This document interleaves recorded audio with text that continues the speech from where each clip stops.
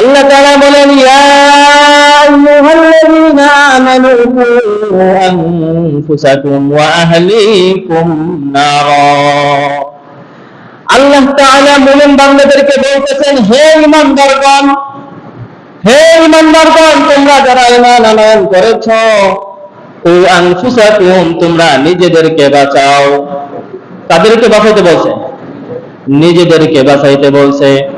তারপরে আল্লাহ তাআলা বলতেছেন ওয়া আহলিকুম, এবং তোমাদের পরিবার পরিজন যারা আছে তাদেরকে বাঁচাও।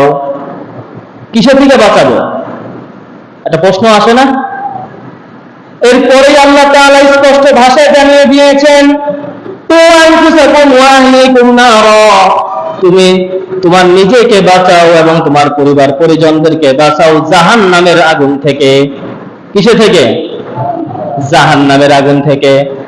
এই আয়াতটি যখন নাযিল হয়, আল্লাহ রাসূল সাল্লাল্লাহু আলাইহি ওয়াসাল্লাম যখন সাহাবীদেরকে এই আয়াতটি শোনাইলেন, হযরত ওমর রাদিয়াল্লাহু তাআলা আনহু বললেন যে, আপনি যে আমাদেরকে বললেন কু আনফুসাকুম ওয়া আহলিকুম নারা, অর্থাৎ তুমি নিজে বাঁচো এবং তোমার পরিবার পরিজনদেরকে বাঁচাও জাহান্নাম থেকে, আমি নিজে বাঁচার বিষয়টা তো বুঝতে পারলাম, কিন্তু আমি আমার পরিবার পরিজনকে কিভাবে বাঁচাবো?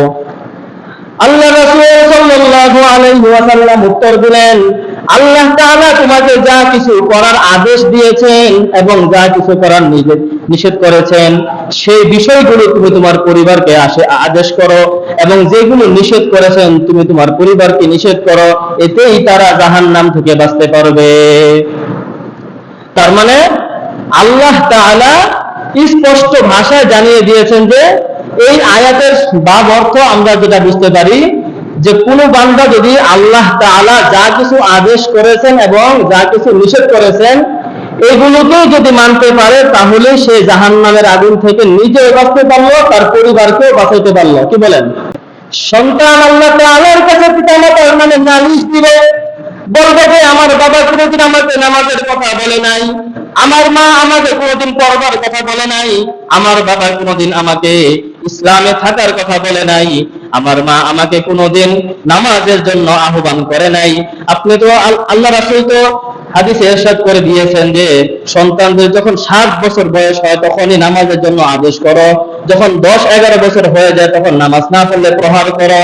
আমার বাবা মা তো কোনোদিন আমাকে এই শাসনটা করে নাই, আজকে আমার পিতামাতা কিভাবে জান্নাতে যায়?